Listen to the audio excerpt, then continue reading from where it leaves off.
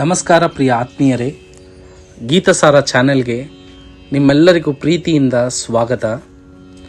ನಿನ್ನೆ ನಾವು ಕಂಡಿದ್ದು ಅರ್ಜುನನ ಹೃದಯದ ಗೊಂದಲ, ಪೂಜ್ಯರಾದ ಭೀಷ್ಮ ಮತ್ತು ದ್ರೋಣರ ವಿರುದ್ಧ ಯುದ್ಧ ಮಾಡುವ ಧೈರ್ಯವಿಲ್ಲದ ಸ್ಥಿತಿ.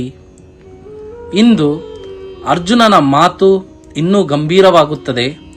ಇದು ಕೇವಲ ಯುದ್ಧದ ಭಯವಲ್ಲ, ಜೀವನ ಮತ್ತು ಮರಣದ ತೂಕ ಮಾಪನ. ಬನ್ನಿ ಇಂದು ಭಗವದ್ಗೀತೆ 2ನೇ ಅಧ್ಯಾಯದ 5ನೇ ಶ್ಲೋಕವನ್ನು ಅರ್ಥ ಮಾಡಿಕೊಳ್ಳೋಣ.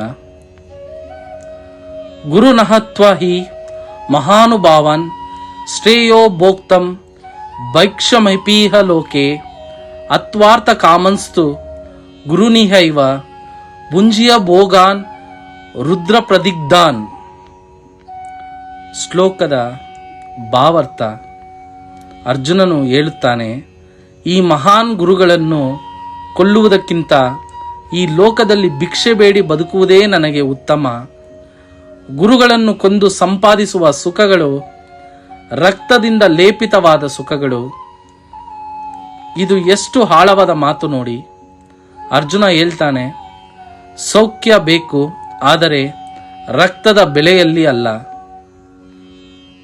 ಆಂತರಿಕ ಅರ್ಥ: ಅರ್ಜುನನ ಮನಸ್ಥಿತಿ. ಇಲ್ಲಿ ಅರ್ಜುನನ ಮನಸ್ಸು ಎಲ್ಲಿ ನಿಂತಿದೆ? ಅವನು ಯೋಧನಾಗಿದ್ದರೂ ತಪಸ್ವಿಯಂತೆ ಯೋಚಿಸುತ್ತಿದ್ದಾನೆ.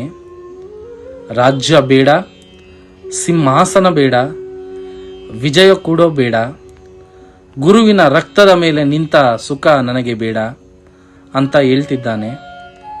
ಇದು ದೌರ್ಬಲತೆಯ ಮಾತಾ? ಇಲ್ಲ, ಇದು ಅತಿ ಸೂಕ್ಷ್ಮವಾದ ಧಾರ್ಮಿಕ ಚಿಂತನೆ.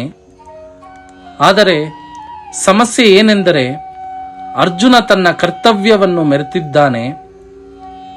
ಭಾವನೆ ಧರ್ಮದ ಮೇಲೆ ಕುಳಿತಿದೆ.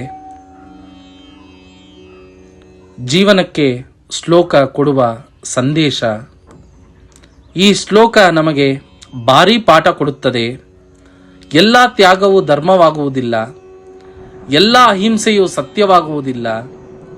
ಅರ್ಜುನನ ಭಿಕ್ಷೆ ಬೇಡಿ ಬದುಕುವುದನ್ನು ಶ್ರೇಷ್ಠ ಅಂತ ಹೇಳ್ತಾ ಇದ್ದಾನೆ. ಆದರೆ ಕೃಷ್ಣನ ದೃಷ್ಟಿಯಲ್ಲಿ ಕರ್ತವ್ಯ ತಪ್ಪಿಸಿ ಬದುಕುವುದು ಧರ್ಮವಲ್ಲ. ನಾವು ಜೀವನದಲ್ಲೂ ಹೀಗೆ ಮಾಡ್ತೀವಿ. ಜವಾಬ್ದಾರಿ ತಪ್ಪಿಸಿಕೊಳ್ಳಲು ತ್ಯಾಗ ಅಂತ ಹೆಸರಿಡ್ತೀವಿ, ಭಯವನ್ನು ನೈತಿಕತೆ ಅಂತ ಮುಚ್ತೀವಿ, ಓಡಿ ಹೋಗುವುದನ್ನು ಶಾಂತಿ ಅಂತ ಭಾವಿಸ್ತೀವಿ. ಗೀತೆ ನಿಧಾನವಾಗಿ ಹೇಳುವುದು, ನಿನ್ನ ಪಾತ್ರದಿಂದ ಓಡಿ ಹೋಗಬೇಡ. ಇಂದಿನ ಚಿಂತನೆ ನಮಗೆ ನಮ್ಮ ಜೀವನದಲ್ಲಿ ಕೇಳಬೇಕಾದ ಪ್ರಶ್ನೆ: ನಾನು ತ್ಯಾಗ ಮಾಡ್ತಿದ್ದೀನಾ ಅಥವಾ ಕರ್ತವ್ಯದಿಂದ ತಪ್ಪಿಸಿಕೊಳ್ಳುತ್ತಿದ್ದೀನಾ? ಈ ಶ್ಲೋಕ ಹೇಳುವುದು, ಧರ್ಮ ಸುಖ ಕೊಡಬೇಕು, ಆದರೆ ಸತ್ಯದ ಮೂಲಕ. ಕೊನೆಯ ಮಾತು: ಪ್ರಿಯ ಆತ್ಮೀಯರೇ, ಇಂದು ಅರ್ಜುನ ಹೇಳಿದ ಮಾತುಗಳು ಕರುಣೆಯಿಂದ ಬಂದವು, ಆದರೆ ದಾರಿ ಇನ್ನೂ ಸ್ಪಷ್ಟವಾಗಿಲ್ಲ.